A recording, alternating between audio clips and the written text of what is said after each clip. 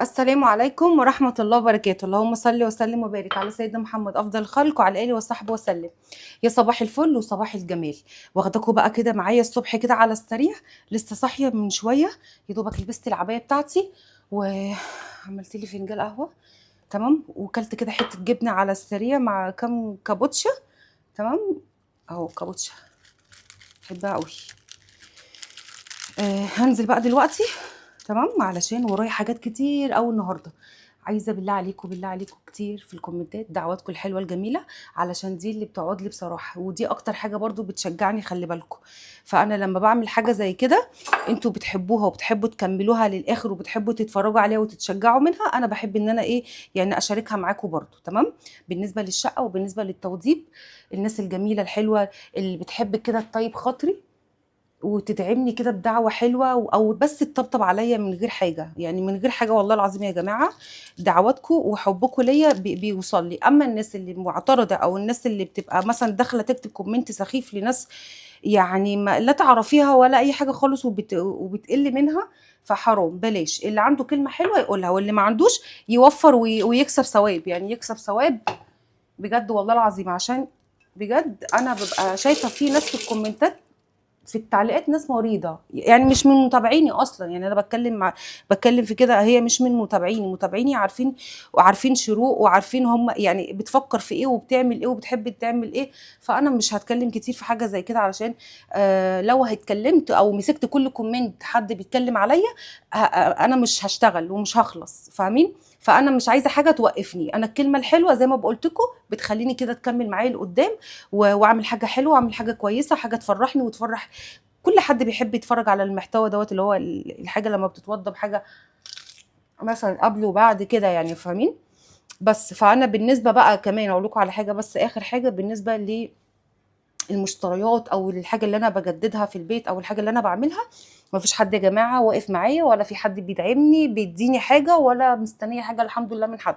انا بس حبيت ان انا اوضح لكم، اللي حابب يعني يصدق يصدق، مش حابب براحته. اللي انت شايفاه واللي انت عايزاه اقتنعي بيه وشوفيه واعرفيه على حسب دماغك، وكل واحد على حسب تفكيره. بس انا بس حبيت اقول لكم علشان انا يعني الناس اللي تقولي دي مستنيه ومش مستنيه وبتعمل كده عشان خاطر ايه، لا خالص. انا يعني انا لما باجي اعمل حاجه زي كده بعملها من قلبي، بعملها يعني بطاقتي انا وجوزي، فاهمين؟ انتوا مش شايفين حاجه في الموضوع غير انا وجوزي. وانا قلت لكم احنا مش في بيت، يعني احنا مش في بيوت برضو ناس غريبه ما نعرفهاش، لا انا قلت لكم الناس عندنا في نفس البيت بتاع حماتي. فما فيش اي مشكله خالص. اللي حابب يتابع معايا المحتوى والحاجات الحلوه دي احنا مع بعض وبنشارك مع بعض فيها. والناس اللي بتحب تكتب كومنت حلو وايجابي وجميل، كتر الف خيرك على راسي من فوق. وانتوا اخواتي وحبايبي ما تحرمش منكم ابدا. وان شاء الله هتشوفوا حاجه جديده قوي وحاجه حلوه وحاجه جميله بقى. بصوا، اللي فات بقى حاجه واللي جاي بقى ايه حاجه تانية خالص، عشان خاطر كل حاجه لما بتتعمل وتتجدد وتتنضف كده يعني بتبان حلاوتها كده بتبان. فبلاش بقى اطول عليكم كتير في الفيديو، يلا بينا. هنزل دلوقتي هروح هناك في الشقه. انا بس كنت بفطر وقلت كده اخدكم معايا على السريع. حطي بقى لاختك شروق اللايك وكومنتك القمر الجميل. يلا بينا، هشيل بقى انا المواعين والحاجات دي كلها. بصوا ما عنديش مواعين كتير، يعني حاجات بسيطه كده، شوفها على طول وهنزل علشان ورايا حاجات كتير قوي النهارده. كوتي كوتي، يلا يا ابو جان. ارتال احمد، خلي ارتال تيجي تطلع العجله دي بره، علشان انا مش عارفه ادخل افتح التلاجة. ارتال، طب ليه دخلها هنا ليه؟ كانت بتغسلها، ما اعرفش حطها هنا في المنور. عليها منك ولا من امك يا بنت؟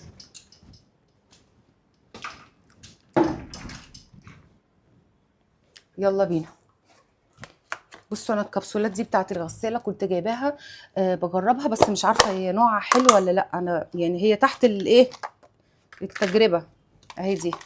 بس ما فيش احلى من فانيش اللي هي الكبسولات بتاعت غساله الصحون، لسه جايباها.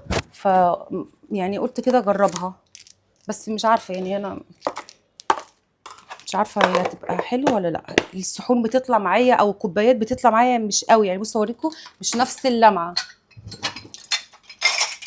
بصوا مش عارفه اصلا باينه لكم في الكاميرا ولا لا. لا يعني مش بتنضف حلو. بصوا حتى كمان في حاجات جوه اهي، اهي. بصوا مش بتنضف قوي. دي كانت ب120.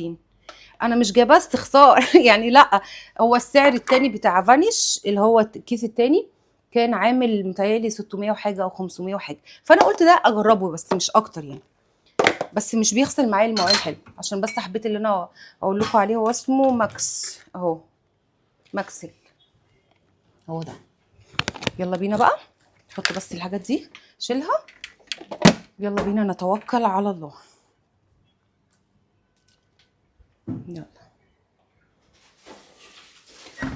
يلا يا قجة، هتبهدل الدنيا يا رتين، هتبهدل يلا بينا الدنيا. نسمي الله ونصلي على الرسول ونبدأ كده اليوم مع بعض. زي ما شفتوا انا جيت كده على طول غيرت العباية وخدت العباية بتاعتي كده زي ما انتوا شايفين. وكنت اخر حاجة بس عايزة اعملها هي المروحة، ما كانتش لسه اتزعفت، وانا بس عايزة اتخلص من الكركبة والتراب والحاجات دي كلها. يعني النظافة اهم حاجة من كل الكلام ده كله، علشان لما نيجي نبدأ بقى الترتيب كده والنظام والفرش والدهان والحاجات دي كلها تبقى كل حاجة متنسقة كده بنظام، علشان يعني النهاية في الآخر تطلع حلوة. فكان آخر حاجة برضه كمان ما اتشالش هي الدولاب دوّة. طبعًا ده خلاص محتاج إن هو يتشال ومش هيتحط تاني، لإن هو كان أصلًا يعتبر متكسّر كده، والباقي بتاعه كان محطوط جوّه كمان في البلكونة لمّا كنت كده بانضّفها في الفيديو اللي فات. فعايزة أقول لكم إن أنا عملت مجهود، والله كان مجهود جامد جدًا. كل يوم يعني يعتبر في حاجات بتتشال وتتحط، لإن طبعًا الحاجات دي مش هتخلص مرّة واحدة، يعني وعلى قد ما أقدر إن أنا عايزة أخلّص لكم كل الحاجات دي كلّها وتشوفوها برضه معايا واشاركها معاكم عشان تشوفوا التجديد والحاجات دي كلّها. في ناس بتبقى حابة تتفرّج وفي ناس بتبقى حابة تاخد فكرة وتشوف. فأنا بالنسبة لي أنا ما عنديش أي مشكلة خالص إن أنا أعمل حاجة زي كده، ما فيش مشكلة. على فكرة يا جماعة عايزة أقول لكم والله يعني في أصلًا بيوت كتير جدًا، كتير زي ما باقول لكم يعني بتبقى كمان أكتر من كده، ولكن يعني الناس كلّها ربنا يا رب يوسّع عليها ويرزق الناس جميعًا يا رب، اللهم آمين. أهم حاجة طبعًا الراحة النفسية والنضافة والحاجة الهدوء، الحاجة اللي هي تبقى بُصّوا تدّي كده في الآخر راحة بال. فعايزة أقول لكم إن في ناس كتير أصلًا يعني على الإنستجرام وعلى التيك توك رسايل كتير والماسنجر وعلى الواتساب، كل متابعيني وكل الناس اللي بتبقى مثلًا حابة تتفرّج عليَّ وتشوف النتيجة في الآخر، بتشاركني برضه بأفكارها بآرائها. اعملي كده يا شروق، سوّي كده، هنا مثلًا اعملي مش عارفة إيه، ابدئي بإيه. حاولي على قد ما تقدري تكوني مثلًا لابسة حاجة أو لابسة كمامة أو لابسة جلافزات في إيدِك، مش عارفة كل الكلام ده كله. أنا طبعًا بُصّي والله في حاجات باجيبها، وكان في كيسة كده معايا فيها جلافزات وبتاع، بس كل أمّا ألبس واحد يتقطع منّي، حتى زي ما شُفتوا كده في الفيديو مش عارفة الفيديو اللي فات ده والّا اللي قبليه، فمش عارفة أتحرّك بيه أصلًا. فباحاول على قد ما أقدر برضه إن أنا يعني أكتم كده في نفسي لحد ما أخلّص من التراب والحاجات دي كلّها. عايزة أقول لكم إن أنا كل ما أشد حاجة أو أجر حاجة بالاقي طبعًا ورا منها كركبة وتراب والكلام ده كلّه، فباحاول إن أنا أشيله علشان تبقى الأوضة كده خلاص اتفضِّت. لمّا تدّهن وتبان هتشوفوا نتيجة تانية خالص. طبعًا البلاط بقى عايز يتغسل ويتمرش كده ومش عارفة يتغيّر والّا لأ. في ناس عايزة يعني مثلًا قالت لي اعملي بلاط يا شروق، اعملي سيراميك وما تكسّريش، يعني اعملي السيراميك عليه على طول. وأنا كنت بافكّر مثلًا إن أنا أعمل عليه باركيه زي اللي عملته فوق عند حماتي، الشكل هيبقى حلو. بس قبل أي حاجة عايزة أقول لكم إن الشقة كلّها أصلًا بلاط، البلاط اللي هو القديم اللي هو بتاع زمان دوّة. فإن شاء الله كده هنشوف مع بعض كده يعني هنعمل إيه يعني أنا لسه ما قررتش بصراحة للأرضية. وزي ما باقول لكم إن أنا الحاجة اللي باعملها أنا اللي باعملها، يعني أنا اللي باشتريها وباجيبها.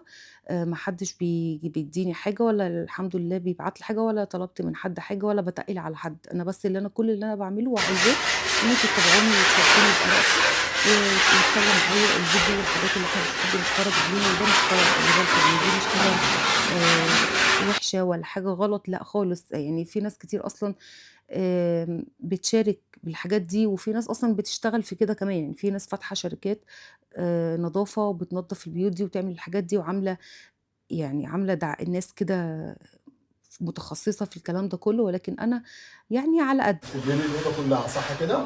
طب تعالي الحاجة نجرب دي نبدأ بيها أول حاجة. إن شاء الله. طب نجرب اللون طب ونظبط الدنيا الراجل عشان نشوفها اللون اللي أنت هتديه له. ماشي تعالوا نشوف اللون. ماشي كهربائي ماشي سباك ماشي أي حاجة أنت عايزاها من هنا هتشقلب لك. أهم حاجة بس ما تبهدلش اللي أنت الهدوم. عايزاه ما تبهدلش الهدوم يا أم زمان أنت اللي لبستني الهدوم دي. هتتبهدل كده كده خليك تجيب غيرها ماليش فيه. ماشي. أنت حرة بقى.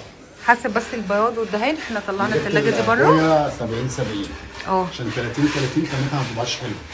اه لكن ال 70 بتشد وبتبقى كويسه وخامتها بتقعد فتره اطول وبعدين بتتغسل. اللي هي اهم ال حاجة 70 في 70 غير التصبين. ال 30 ما بتتغسلش، لو غسلتيها هتطلع. لكن ال 70 دي ما بتطلعش في الغسيل، يعني الحته لو اتغسلت عادي. صح ماشي. كده؟ تمام. كاننا بنعمل حاجاتنا والله العظيم. الله ينور يا اسطى. يا ابني هو 70 ده ده نضيف جدا. لا حلو بصراحة. عشان نظبطه ماشي. نخليه يطلع بدرجه حلوه كده، فاهماني؟ ده الاسود ده. نغمق بيه بقى نظبط الدنيا.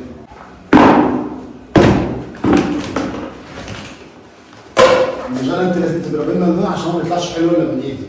يعني حتى الصنايعي مش عارف يطلعه زيك الصراحه. أيوة. يلا يا مجال ماشي. اضربي بقى لون كده نتشقلب فيه كلنا ويعجبنا ويعجب الناس. ماشي. يلا بينا.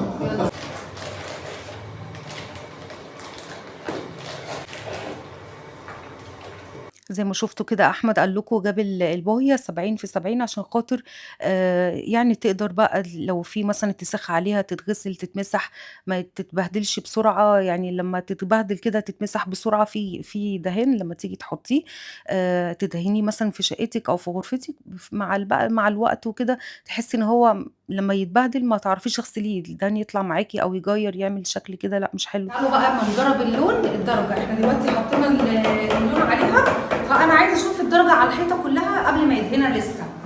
هو احنا إيه يعني تيست كده. هو ده اللون. عايز تغمق شويه؟ هو ما بينشف، خد بالك بيفتح شويه، عايز تغمق في ايدينا نغمق تاني. فاهمني؟ هو مدي على اللون اللي هو الجراي يعني. كده. حلو.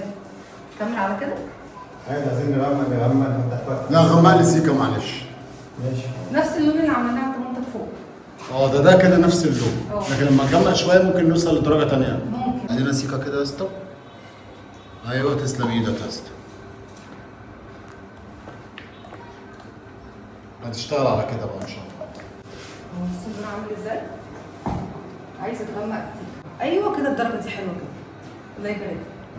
وزي ما شفتوا معانا النقاش عشان برضو نخلص بسرعة. الحاجة لما بتتعمل بإيدي، يعني أنا لما عملت فوق شقة حماتي بإيدينا أنا وأحمد وركبنا السيراميك اللي هو اللزق دوت ودهنا الحيطان وعملنا حاجات كتير قوي وفي خشب ومطبخ أصلا كامل أحمد كمان ركبه وعمل الرخامة اللي هي بتبقى عاملة زي المطبخ الأمريكان كده وزي اللي هو برضو عامله عند حماية. لا في تجديد وفي تغيير في أفكار كتير قوي بصراحة من خلال الفيديو الواحد يقدر يتفرج عليها وياخد منها فكرة وينفذها.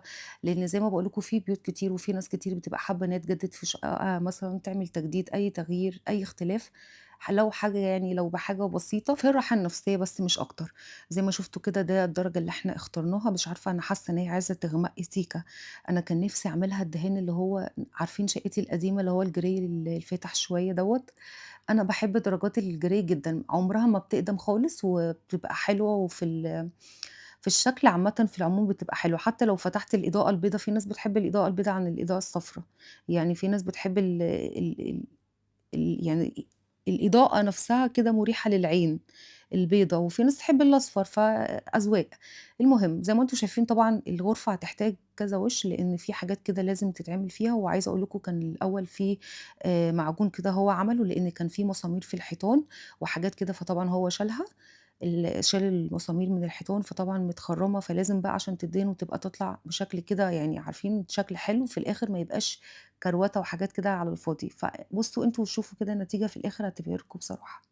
ف عايزة أقول لكم إن يعني الشقة دي يعني مش في شقة ناس غريبة ولا ناس ما أعرفهاش كده، لأ خالص. هو أنا حابة إن أنا أعملها يعني حاجة بسيطة مش هتاخد منّي وقت أو حاجة، ودي كمان في نفس المحتوى بتاعي، نفس الناس اللي بتحب تتابع الديكورات، تحب تتابع التجديد، التغيير، الحاجات دي. فأنا قُلت لأ ما عادي يعني ما فيش مشكلة إن أنا أعملها وأشتغل فيها والواحد يكسب ثواب في صحته ويكسب ثواب والله العظيم يعني مش حاجة وحشة ولا حاجة غلط. في ناس كتير ممكن آمم تعمل أي حاجة تانية، تشتغل في أي حاجة تانية، تغيّر من محتواها، تعمل أي حاجة، لإن دلوقتي بصراحة الواحد بيبقى خلاص بقى كل الناس بتتغيّر، في ناس بتتغيّر للأوحش وفي ناس بتتغيّر للأحسن، في ناس بترجع لورا، في ناس بتطلع قدّام، دي حاجة بتاعة ربنا، وكل اللي ربنا طبعًا كاتبه له بيشوفه، فأنا الحمد لله باحب إن أنا كده إيه، يعني في الحاجة اللي أنا أعرفها فاهمين؟ فقُلت لأ خلّيني كده ما فيش مشكلة خالص إن أنا أجددها وأمسكها وأعملها. ما عنديش أي مشكلة، أنا برضه باعرف إن أنا أحافظ برضه على بيتي عارفة إن أنا باروح وباجي الدنيا بتاخد معايا وقت والدنيا اتلخبطت معايا شوية، بس ما فيش مشكلة، هاحاول على قد ما أقدر إن أنا ألمّها وفي فترة كده بسيطة، وفي نفس الوقت الحاجة تطلع برضه يعني حلوة وتعجبكم في الآخر. مسكت بقى أنا الرولة كده زي زمان بقى، أنتِ شُفتِ أحمد يعني هو أصلًا بيقول لي إيه لمّا بتضربي كده أنتِ الدهان وبتاع، أنا باحب أصلًا أدهن وأعمل الشغل دوّة والحاجات دي. بُصّوا إحنا نعمل أي حاجة، إحنا ستات كده نهد الدنيا، نهد الدنيا تعمل أي حاجة، الست البيت دي بُصّوا يعني هي مش ست البيت وبس، هي الحياة كلّها، أي ست وأي أم دي الحياة كلّها، إحنا بنعمل كل حاجة، يعني بتولدي وترضعي وتربي وتسوقي وتشتغلي وتعملي حاجات في البيت ومش عارفة إيه وبتاع، فالحمد لله ربنا يا رب كده يعيننا ويقوينا ويرزق يا رب كده جميع الناس ويشوفوا كده ولادكم يا رب كده في أحسن حال ويرضيكوا يا رب كده بالذرية الصالحة كل اللي في نفسه الذرية الصالحة. أنا باحب طبعًا إن أنا أدعي لكم كتير في الفيديو كده معايا و يعني ناخد كده من بعض كده دعوات حلوة ودعوات جميلة زي ما أنتم كمان ما بتدعوا لي كده تحت في الكومنتات، والله يا جماعة أنا باحب جدًا أقراها وآخد منكم طبعًا أفكار، حتى لو كومنت أنتِ يعني بتعاتبيني فيه أو بتقولي لي فيه حاجة أنا عارفة طبعًا باخدها كده بعين الاعتبار اللي هو مش هاخدها على زعلة وعلى قلبي وكده لأ خالص والله، أنا عارفة إن في ناس بتحبني وفي ناس ما تعرفنيش وفي ناس بتبقى لسه متعرفة عليَّ من قريب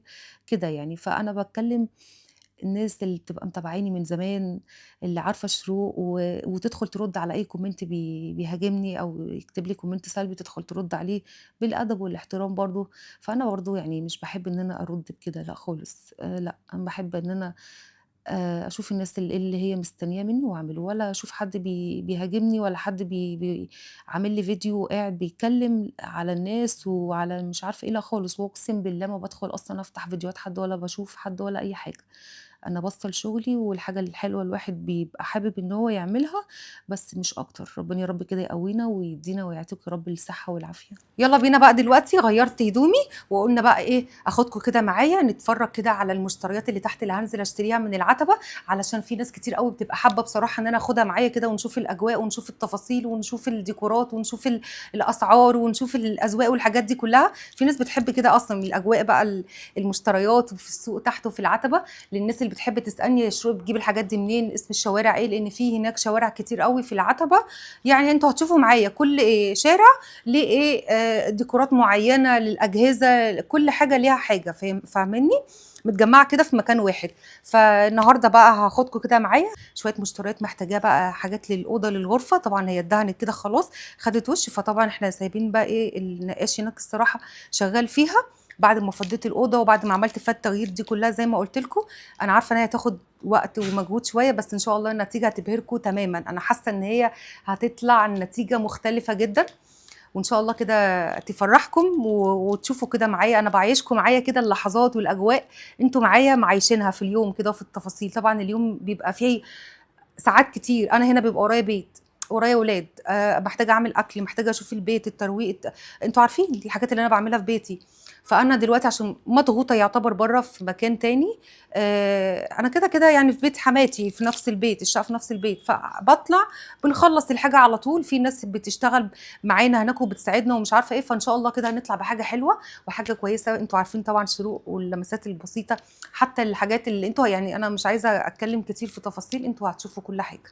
فيلا بينا بقى كده. انا جيت طبعا البيت غيرت، لان انا لما بنزل هناك بنزل بالعبايه خفيفه عليا وسهله على طول، فباخد معايا العبايه البسها كده بتبقى سهله، وبروح اغير بقى العبايه هناك والبس بقى كده ونشوف هنعمل. سكوتي عسل ازاي شايف؟ ولا انت عاجبك الاوتفيت بتاعنا؟ قلبي لا خلاص مفيش حاجة. خطفتك انا صح كده؟ خطفتك صح؟ خطفتك خليني مع انا. القمر بتاعنا والعسل بتاعي والسكر بتاعي. I miss you. لا هاكلك كوتي. على الايتين، ما تهزريش ما انت عارفه تهزريش. انت محتاجه ايه كل بقى مره تروح بتحط تجيبيه الروج صح؟ ايه؟ عارفه انت محتاجه ايه ستاير؟ اه محتاجه ستاير ومحتاجه الطبلوهات شويه الديكورات بقى وشويه حاجات كده، بس احنا عايزين نجيب حاجات عمليه شويه. ولسه في سجاد وفي وتنفع حاجات الناس. وشويه زرع بقى وشويه حاجات حلوه. بصوا المكان لسه اصلا يا احمد لما بيتعمل حاجه كده اصلا. هو لما الاوضه اتنضفت بس بانت، اما بس حطت شويه دهان ومش عارفه ايه بانت، اما بقى لسه تكمل ولسه تشوف ولسه الموضوع كبير. يلا بينا بقى نلحق قبل النهار ما يخلص مننا.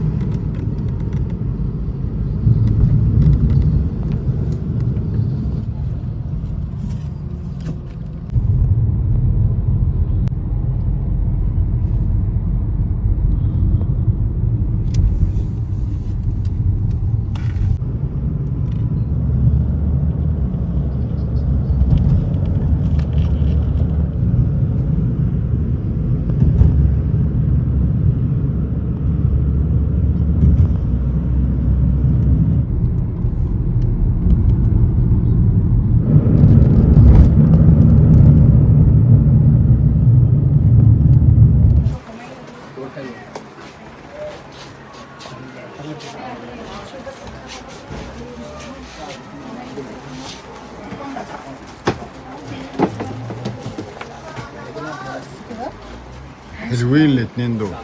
ده ولا ده؟ الاثنين احلى من بعض الصراحه. هو شوف اللي انت دي عايزاه. اسمته دي اهي. 3 دول.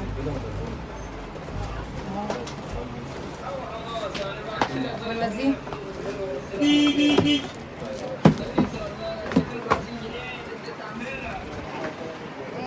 اي احلى؟ كلهم حلوين والله. كلهم الثلاثه احلى من بعض، الثلاثه يمشوا مع اللي انت جايباه. بس انا شايفه ده احلى. ده حلو. خلاص هاتي ده.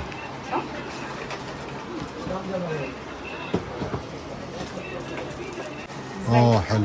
حبيبتي لا معلش يا احمد. اتفضلي. لا ولا يهمك. نهار ابيض، اخدها يا صاحب القنابر بتشوف عامله ايه. الحمد لله. روح قلبي، ازيك يا احمد؟ اهلا عامل وسهلا، ايه؟ ازي حضرتك؟ الحمد لله. الحمد لله تمام والله. انتوا ما تعرفوش انتوا عندنا ايه. ربنا يخليك. انتوا هتجددوا لنا الباقه. ربنا يوفقك ان شاء الله. ربنا مش عايزة يخليك يا حاجة؟ رب. تسلم، الله يخليك. شكراً. شاكرين جدا لذوقك. لا براحتك خالص، اتفضلي. ده ماشي. حلو ده. يلا بينا. شوفي بقى هتاخدي ايه تاني ولا ناقصك ايه تاني؟ في زرعه بره هنا عجباني كده، تعالى اوريها لك.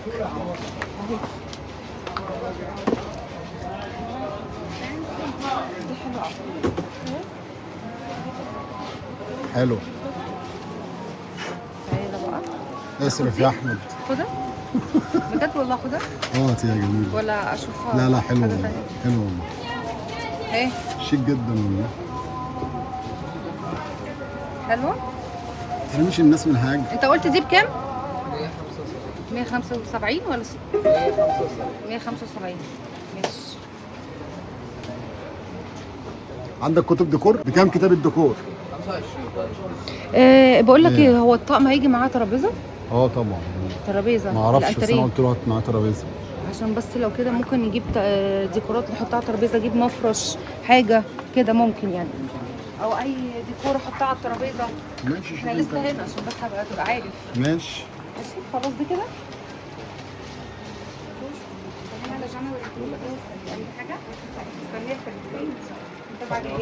باي باي يا قلبي. ربنا يوفقك يا رب. باي باي يا احمد. ربنا يخليك، مع الف سلامه. ربنا يخليك يا رب. تسلم. حاجه تاني؟ لا خلاص كده. تعالي نشوف بقى كده حاجات تانية بقى، نشوف في كتب الديكور بص الحاجات دي جميلة قوي. ده بكبير وصغير. عنده حاجات حلوة قوي. 750 وعلى خصم 100 جنيه. هتاخدي ايه تاني كده؟ خلاص كده تعالى بس هات لي. كملي بقى تعالى بقى. ماشي. بقى نشتري الزرع. الزرع أهم حاجة عشان خاطر حاجة كده مبهجة كده وجميلة. عايزة حاجه تاني؟ ايه؟ عايزة حاجه تاني؟ لا ولا أي حاجة، خلاص كده. كده؟ جبنا حاجتنا. يلا بينا. مش عايزه اللون ده؟ لا لا لا، تعالى شوف هنا.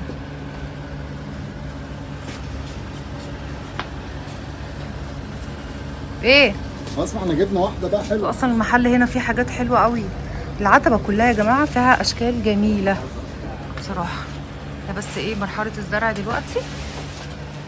بقول لك ايه؟ إيه؟ هتجيبي 50 من معاكي، هاتي 50 وخدي منها. مش عارفه هلاقي معايا بعمل فكه ولا معاكي واجبها. مش عارفه الاقي ولا لا، متهيألي مش معايا فكه. بصي بس كده يا مجا، انت معاكي الخير كله. والله ما معايا. ده انت وجه الخير. لا اشوف بقى اقرب مكنه بقى. والله عشان وجهك الفلوس وجه خلصت الخير. معانا. ليه كده؟ والله مش أي حاجة مفيش إلا تاني؟ فكه بس مش هيخلص. بقول لك ايه يا رجوله؟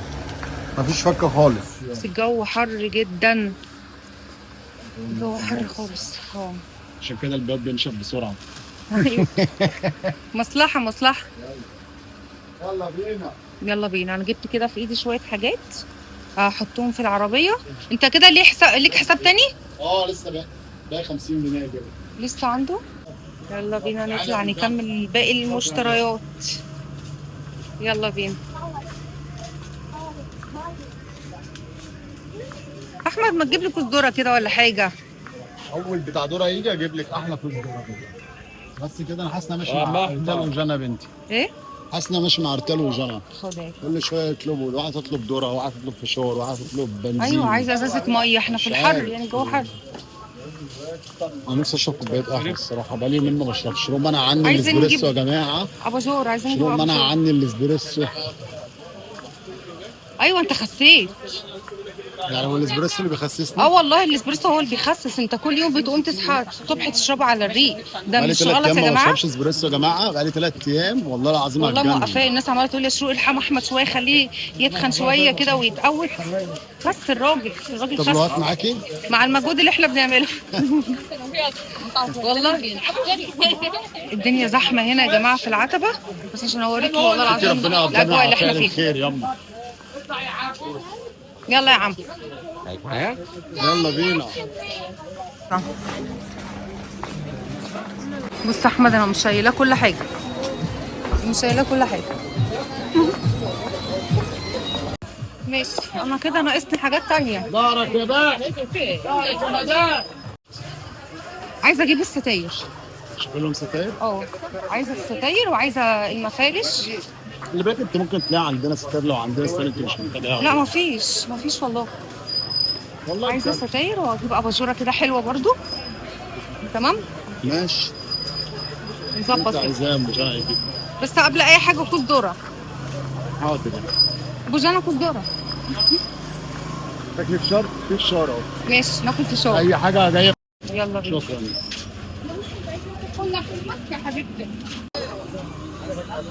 دارك يا حاج. ايوه دارك يا حاج. يلا يا بوجانا. ايه يلا. فرهطت انا يا ام من الحر. معلش والله. على فكره خلي بالك احنا جايين كده في الطراوه والله. الحمد لله احنا نزلنا اخر احنا النهار. لو كنا نزلنا بالنهار احنا كنا اتشلوحنا والله. مش هقدر امشي في الشمس، ما اقدرش امشي في الشمس. ايه بتبص على ايه؟ يا لوسي ده بيبيهات. بيبيهات. لما ننزل السبوع ايوه ماشي. ان شاء الله ربنا يكرمك. خلينا في اللي احنا فيه. حاجه اشتري من المحل ده. خلينا في اللي احنا فيه. خلينا في اللي احنا فيه. عايزه ايه؟ اللي هو فيه ده دلوقتي. عارضه من عندهم. ايوه الحمد لله مالكش دعوه بينا بقى.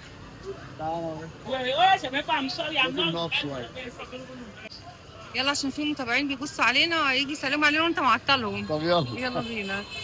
يا جماعه احنا دخلنا شارع المشتريات دلوقتي. ففي بقى الستاير في درب سعاده متهيألي. في درب سعاده. صح ولا فين؟ درب سعاده. درب سعاده ولا درب درب برابره؟ سعاده، درب سعاده يا بابا. ماشي. درب سعاده. بقالنا كتير ما جيناش العتبه على فكره هنا. بقالنا كتير من ساعه ما عملنا شقه ابوه. امسكي بس الحاجه كده عشان ما تقعش والنبي بتتبادل مني على ما نجمع انا حاجتنا عايزه كلها. الذره بالله عليك. والله ما شايف حد بتاع ذره. اجيب لك تيم بقى شوكي.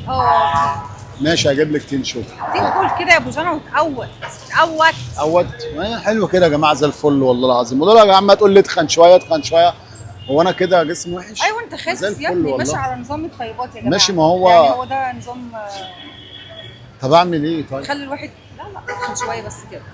هو النظام اللي انا ماشي عليه يا جماعه برضه عشان الناس تبقى فاهمه، انا اول ما بصحى الصبح بشرب اسبريسو على الريق. الاسبريسو. تاني حاجه بفطر مثلا جبنه رومي، ما باكلش بيض نهائي ولا الفراخ دي منعتهم خالص. تمام، بس شكلي هرجع اكلهم تاني عشان شروق مش عايزاني يعني بقى لها 3 ايام فعلا زي ما انا قلت لكم ما عايزه بشربش اكله اسبريسو. كده، اكله تقويه كده، اكله كده. انا كل اصحابي كل قرايبنا الناس كلها يعني اكل يا احمد يا شروق. لا هو اصلا ما انا اللي خلاني اعمل دايت يا جماعه الدايت بتاعها، يعني هي عامله دايت ومش يعني بتاكل. ايوه لا يعني انا لا، اعمل دايت وانت تخس. ما هو انا بعمل ايه؟ ما باكلش الا معاها، فغصب عني خسيت الفتره دي كلها اللي فاتت. فلما انت ترجعي تبقى تعملي لنا اكل تاني في البيت كده وترجعي تاكلي انت كمان وانا اكل كده، نرجع بس مش قوي لان انا مش عايز ازيد عن كده الصراحه. انا شايف كده حلو حلو مش وحش، فانا عايز ازيد شويه حاجات بسيطه ممكن، ولكن اكتر من كده لا مش هينفع. احمد راح يجيب لي تين. الله بقى. تحب التين انت ها؟ جميل. قول يا التين. زي ما قلت بيحبوه قوي، يرطب كده يا جماعه على القلب شويه، يعني بدل الذره مفيش ذره، الذره قدام شويه. بص احنا بقى نجيب الستاير دلوقتي من الوكاله. الوكاله هلاقي فيها الستاير الشيفون، وهلاقي فيها الالوانات بقى اللي انا كل اللي احتاجها. هنا مش لاقيه الوانات عجباني بصراحه، مفيش هنا الوانات عجباني في الستاير. وانا عايزه اجيب الستاير اللي هي الجاهزه اللي هي فيها العلاقات بتاعتها جاهزه. الدنيا دوشه هنا زحمه قوي، فهنمشي بقى دلوقتي ناكل بس التين العسل ده ونروح نجيبه من الوكاله. ماشي على طول. احنا كده كده جنب العتبه، من العتبه جيب ضرب سعاده على فكره الناحيه الثانيه. تبقى ارخص والله. مفيش ضرب سعاده، مفيش ضرب سعاده. فيها مواعين المطبخ بقى والحلل واطباق والطقومه اللي هي الطقومه الصين والحاجات دي. كنا بنجيب منه الستاير اللي هو على اليمين ده اللي عند الكوبري. هنروح نشوف. انا قعدت في العربيه مش قادره اقوم. احمد نزل يجيب حاجه بسبب العربيه تسخن شويه كده في الجراج. ما دخلناش بقى جوه في العتبه لان جوه بقى كده يعني انا واقفه قدام المحلات اللي بتبيع النور والكلام ده كله، الاضاءه اللي هنا مش قادره. ففي بقى زي ما قلت لكم كده العتبه فيها شوارع كتير بقى، حاجات كتير، حاجات للديكورات وحاجات للبتاع. فانا ما حاسه ان انا ما لقيتش حاجات يعني عجباني قوي. الحاجات اللي عجبتني خدتها حطيتها في ورا شنطه العربيه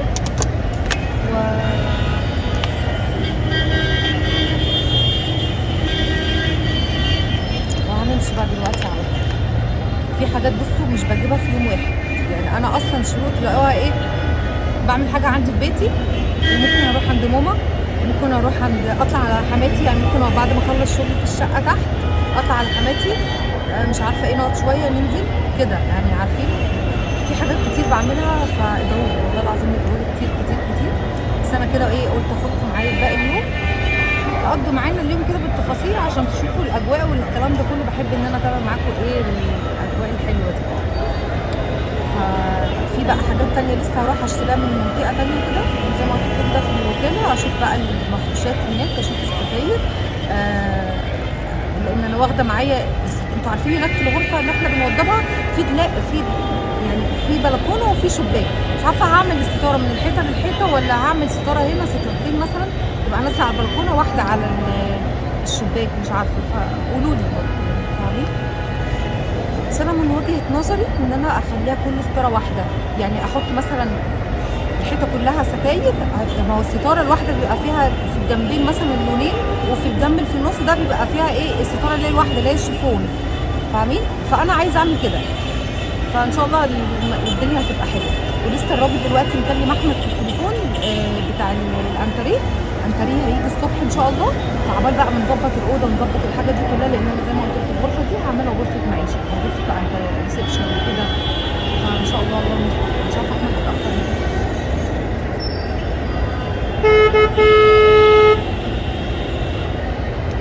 بس كده.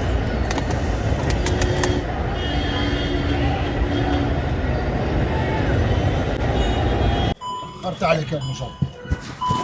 بس انا عايز الجراج على فكره نبقى نركن هنا على طول. ما هو مش دايما عشان هو ممنوع اصلا الوقوف فيه، بس هو دخلنا كده ايه بالحب يعني، فاهمه؟ لكن هو ممنوع اي حد يدخل هنا اصلا. هو لاني شكلي كده ابن ناس. ايوه. كيف كده يا ام جنى عشان خاطر جو نار يا ام جنى. قفلت الازاز؟ قفلت ياما الازاز وشغلت كمان التكييف اهو. خش يا واد يا ام جنى. سلام عليك كده. وانت حنين عليا النهارده، ما اعرفش حنين عليا النهارده ليه، اكيد عايزه حاجه. نروح بقى ايه، هجيب جرى من التمارين. ممكن امك سابته مروحه. لا كل ما اجي النادي الاقي فيه ماتش. اسبانيا وبلجيكا. بصوا بقى احنا جبنا شويه كشري من عند ابو طارق. بصوا الله، بحب الكشري بتاعه جدا. عايزه اقول لكم ان انا هبطت خالص، بس لما بشرب الصبح القهوه او الاسبريسو بيسد نفسنا، بيسد نفسنا. بس ايه شويه دقه.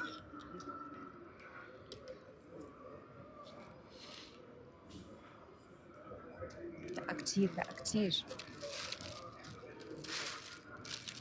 كشري ابو طارق هنا عندنا في النادي بصراحه يا جماعه حلو جدا. يلا بينا، بسم الله. حط بس انا ايه، بصل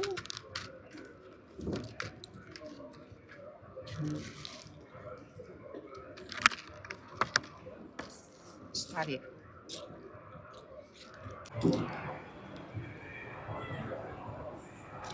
يلا تعالوا كلوا معانا بقى.